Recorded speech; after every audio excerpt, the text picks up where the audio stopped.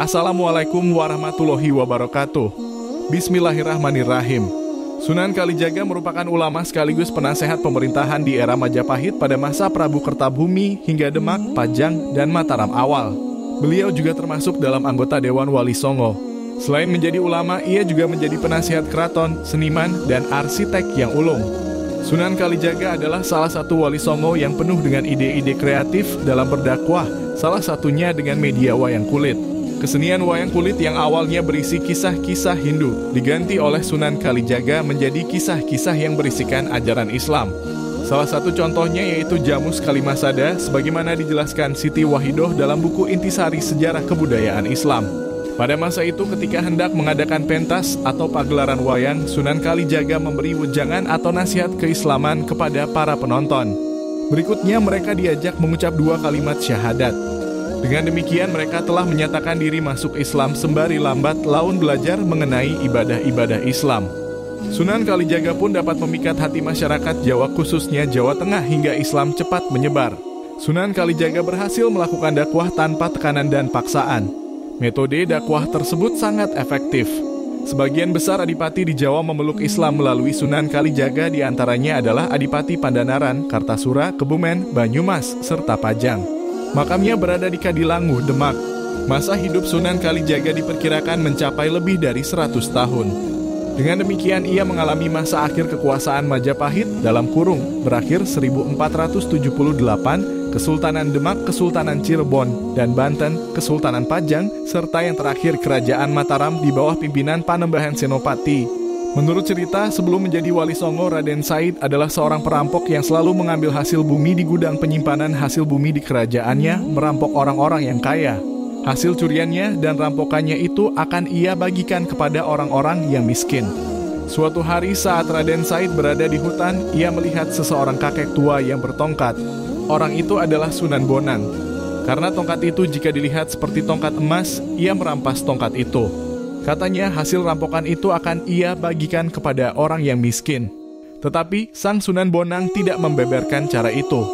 Ia menasihati Raden Said bahwa Allah Subhanahu wa Ta'ala tidak akan menerima amal yang buruk. Lalu Sunan Bonang menunjukkan pohon aren emas dan mengatakan bila Raden Said ingin mendapatkan harta tanpa berusaha, maka ambillah buah aren emas yang ditunjukkan oleh Sunan Bonang. Karena itu Raden Said ingin menjadi murid Sunan Bonang. Raden Said lalu menyusul Sunan Bonang ke sungai. Raden Said berkata bahwa ingin menjadi muridnya. Sunan Bonang lalu menyuruh Raden Said untuk bersemedi sambil menjaga tongkatnya yang ditancapkan ke tepi sungai. Raden Said tidak boleh beranjak dari tempat tersebut sebelum Sunan Bonang datang. Raden Said lalu melaksanakan perintah tersebut.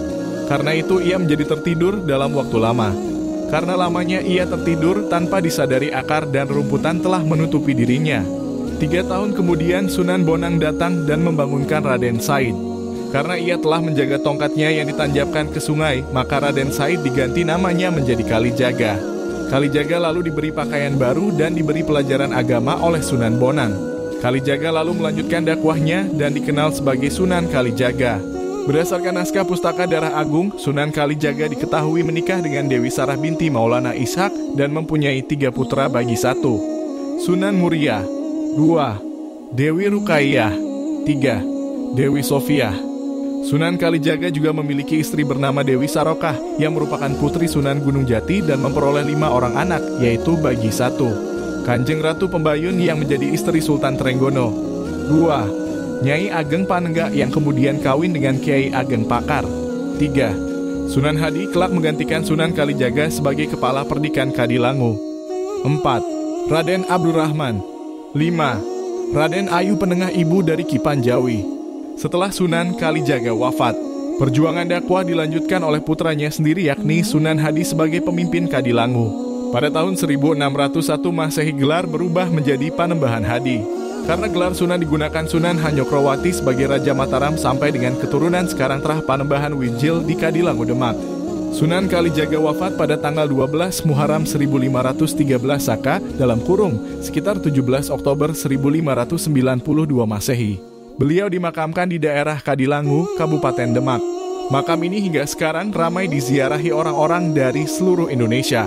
Haul Sunan Kalijaga diperingati setiap tanggal 10 Muharram oleh masyarakat di Kadilangu, Demak. Berikut adalah daftar warisan budaya dari Sunan Kalijaga, yaitu bagi 1. Ia menggunakan seni ukir, wayang, gamelan, serta seni suara suluk sebagai sarana dakwah. Beberapa lagu suluk ciptaannya yang populer adalah Ilir-Ilir dan Gundul-Gundul Pacul. 2. Dialah penggagas baju takwa, perayaan Sekatenan, Garbek Maulud, serta lakon carangan layang Kalimasada dan Petruk Dadi Ratu (Petruk Jadi Ratu). 3. Lanskap pusat kota berupa keraton, alun-alun dengan 2 beringin, serta masjid diyakini pula dikonsep oleh Sunan Kalijaga. 4. Ia ikut pula merancang pembangunan Masjid Agung Cirebon dan Masjid Agung Demak. Tiang tatal (pecahan kayu) yang merupakan salah satu dari tiang utama masjid adalah kreasi Sunan Kalijaga.